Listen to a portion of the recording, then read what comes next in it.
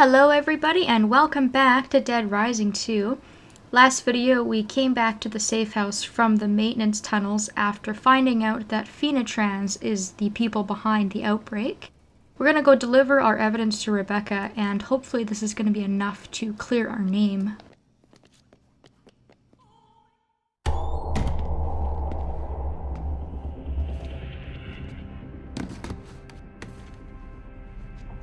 It's Phenotrans. They're the ones behind everything. Phenotrans? But they make Zombrex. You two just calm down a minute here. This one's been feeding us claptrap since you all got here. Now look, we're all under a lot of stress. Seeing things out of the corners of our eyes, imaginary stuff. There's nothing imaginary about this.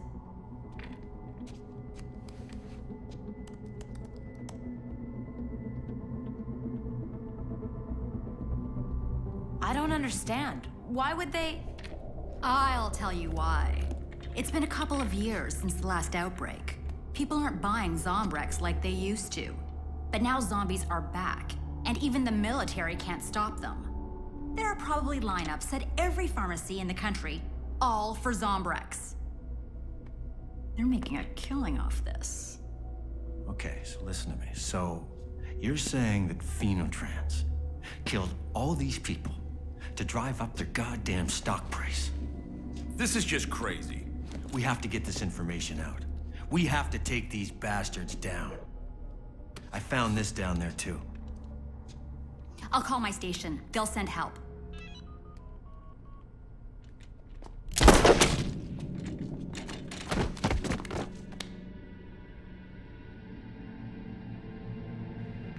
What the hell?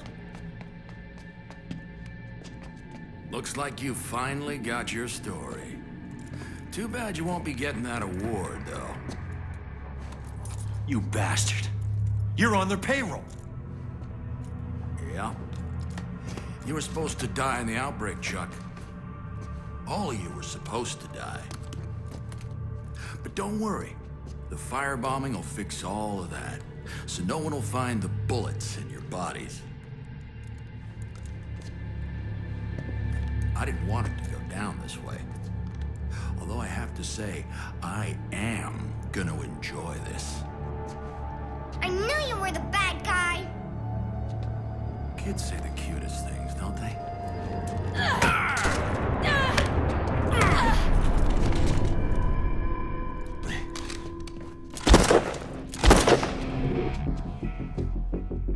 Chuck, you can't let him escape.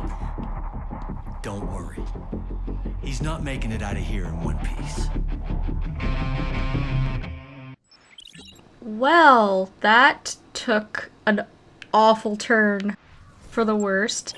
The first time I saw that cutscene, my mind was just blown. He just shot her and he was gonna shoot Katie and, you know, she's only like 7 years old. It's totally messed up. Sullivan is one bad dude, but I won't feel terrible for going after him, seeing as how he was just a huge asshole this entire time. He tried to make Chuck feel so guilty when he was the one that was totally and completely evil. So what I'm gonna do for now is just go out to the Royal Flush Plaza, because Stacy's gonna call us again, and then I'm gonna talk a little bit about strategy.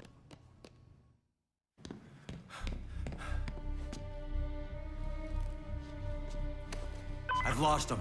Do you see him anywhere? No, I'll keep an eye on these monitors. I'll keep looking.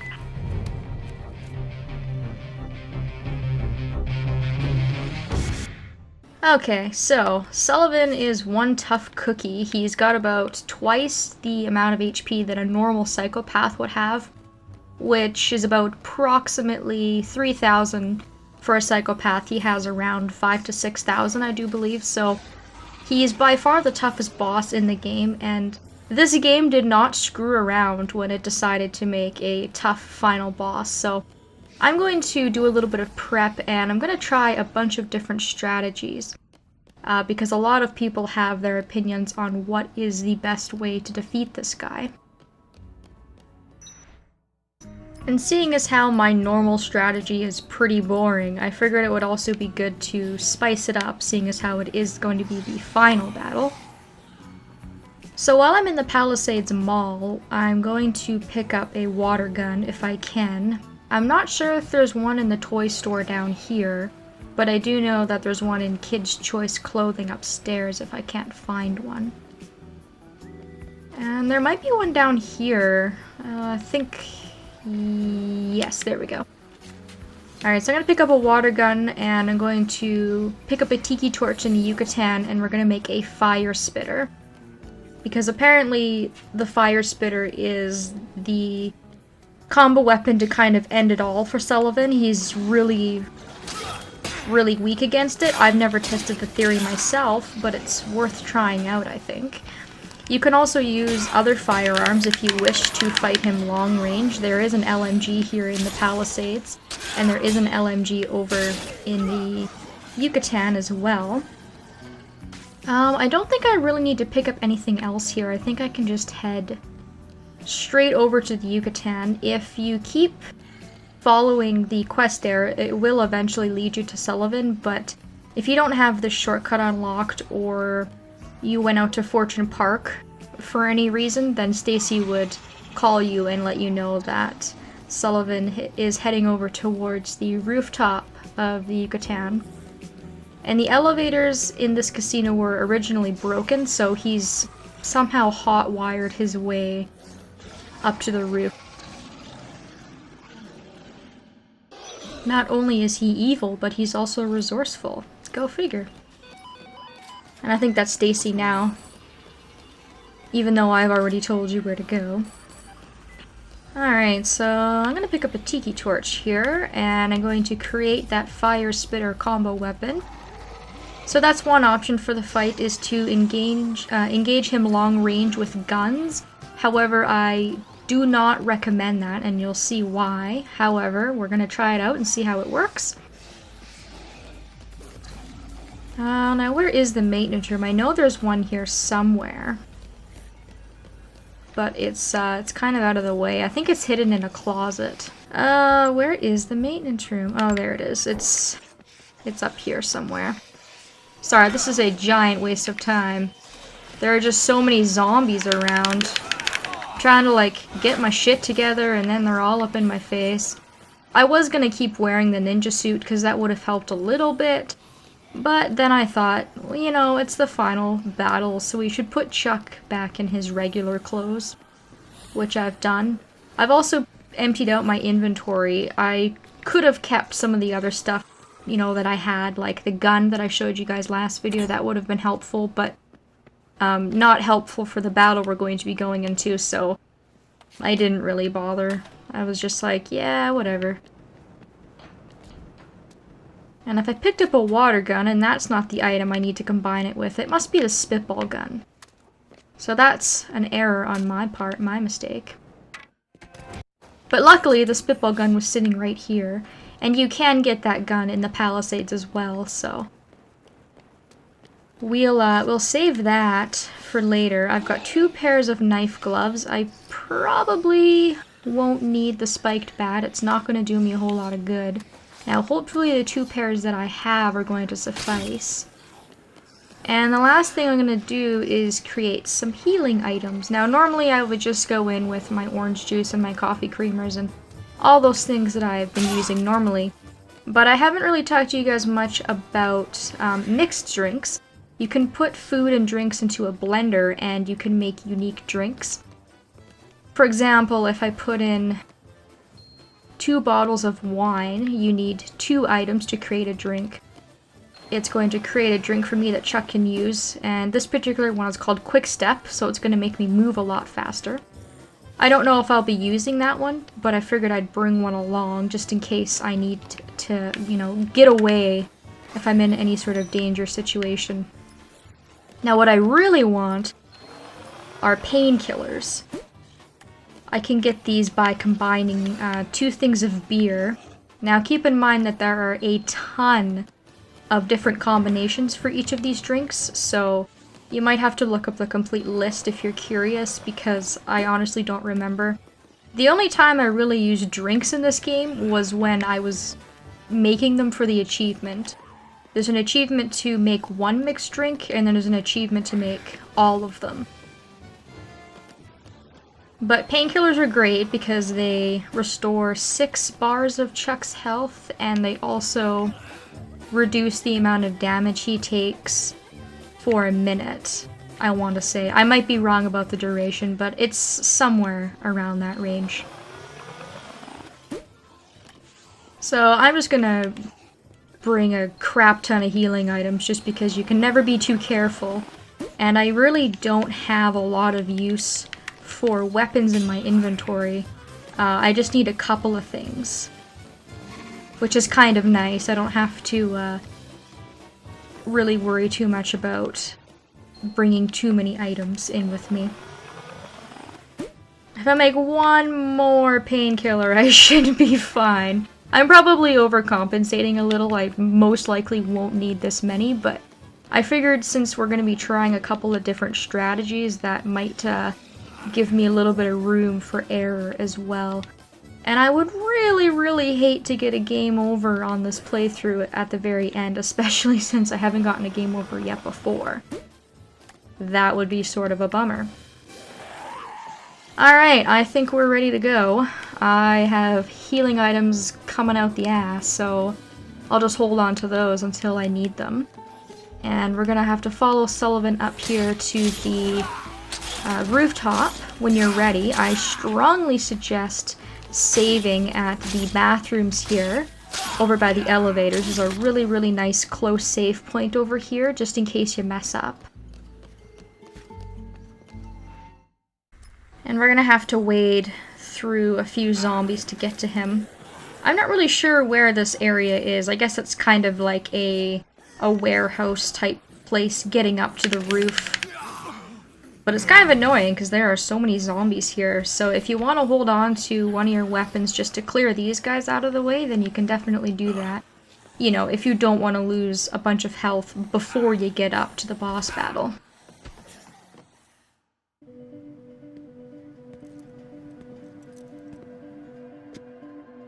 So you're behind this. You killed all these people for money. After everything that's happened, that's what you think? The money's secondary. We're trying to save lives here, Chuck. Saving lives? What the hell are you talking about? Come on! We had to take the necessary steps to ensure a consistent supply. We can't make the drug without queens, Chuck. A lot of queens. You can thank Isabella for that. And TK looting the city? But that's not about money? He went off the rails. He was well paid for his part. Then he just got greedy. His work, not ours. Whatever happened to do no harm, Sullivan? Open your eyes, Chuck. Do you have any idea how many people are affected in this country? Doctors, politicians, CEOs. Some of our country's best are infected. Even your little girl, Chuck. What would happen to your cute little time bomb if she didn't get her drug? Fortune City was a small price to pay to ensure our country's way of life. You murdered these people! Acceptable losses. This wasn't the first time, and it won't be the last. You bastard! You did it! You caused the Vegas outbreak too, didn't you? You killed my wife, destroyed my family! Everything that we have done has been absolutely necessary! Oh, Chuck's mad now. Bring it on. So this is the arena that we're going to be fighting Sullivan in. There are a lot of obstacles here, including zombies, so you don't want to be down here for too long, because the zombies can attack you, and Sullivan is also a great shot. One shot from his handgun is enough to knock you on your feet, so you want to try and find somewhere where you're going to be protected. There are food items that you can pick up down here, but if you are going to do that, you're going to want to be very quick about it. What I would recommend is standing on this little platform below Sullivan, From here, if you're using long-ranged guns or any sort of long-ranged attack, you should have enough space to shoot Sullivan. You can see the top of his head, and if you have good aim with an LMG or an assault rifle or a sniper rifle, then you can shoot the top of his head, and he always ends up in the same spot. He'll try and roll to get out of your way, but as long as you follow his movement, it should be pretty predictable and it should be pretty easy to shoot him. I'm not having much luck with this fire spitter. I'm shooting him, but it doesn't seem to be doing much damage. It is doing a very good job of knocking him down, but I don't think I'm going to get very far with this, unfortunately. I've also heard that the 6-shooter is incredibly effective against him, but unfortunately I failed to go and pick that up. We got that when we had fought Seymour during one of these psychopath battles. So long range isn't for me, but those are a few tactics you can use. If you are going to come up on the platform and fight Sullivan, you need to be very, very careful. If you bring any sort of melee weapon that Chuck has to hold and swing, he will immediately disarm you before kicking you off the platform. If you are going to engage in hand-to-hand combat, it's recommended to use the knife gloves, the tenderizer, or the flaming gloves to do a little bit of additional damage, or you can just use your fists and all of the melee moves that Chuck has learned through leveling up. He has a number of very effective moves that will work against Sullivan if used correctly. There are also hand-to-hand combat magazines that may help Chuck defeat Sullivan faster. My strategy, of course, is to engage him with the knife gloves and attack him the best that I possibly can. I'm going to try something here, which sometimes works and sometimes doesn't. If you stand on that platform down there, you may be able to throw things at Sullivan, and if you bring a heavy weapon like a sledgehammer or a defiler, it can do a significant amount of damage. However, you want to be careful because setting up the time to throw things at Sullivan will give him a good window to shoot you, so that might not be a recommended strategy either. While Sullivan is engaging you in hand-to-hand combat, he is completely invincible while he's rolling on the ground. You cannot cause any damage to him while he's rolling. While he's standing, he'll take up sort of a defensive stance until Chuck gets close, and that's when he'll try and attack you. So you want to try and attack him and move away from him as quickly as possible before he has the opportunity to throw you off the platform or kick you or do any type of damage to you, because he's very, very powerful. If you're having any sort of troubles with Sullivan, you can leave the battle arena and go back down to the Yucatan, gather whatever supplies you need, and come back up to the platform. And Sullivan's HP won't be drained. He'll be in the exact same place that he was before, and that might be something you may want to do to use to your advantage if you're having a tough time. There are also comets flying through the air when you're fighting Sullivan, and they can hit you for some damage, although it is pretty rare of an occasion for that to happen.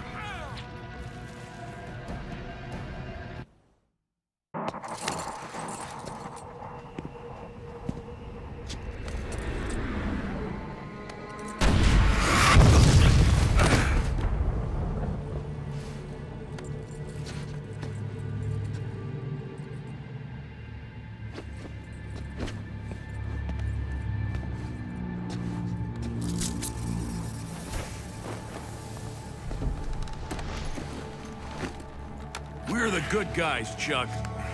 Not you.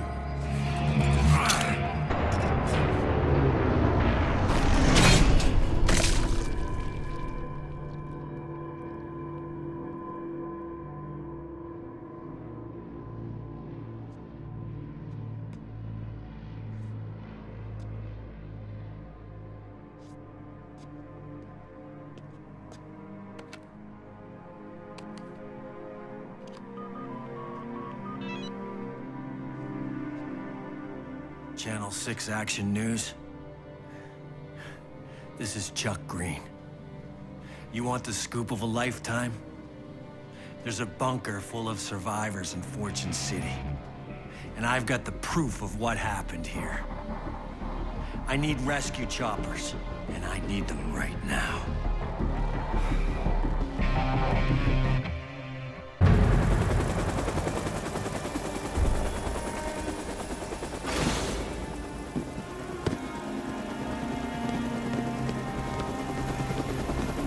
Have you seen my daughter?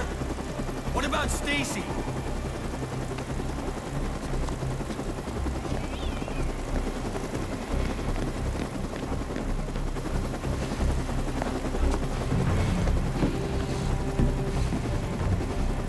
We can't wait any longer! Get back on the chopper! I have to find my daughter!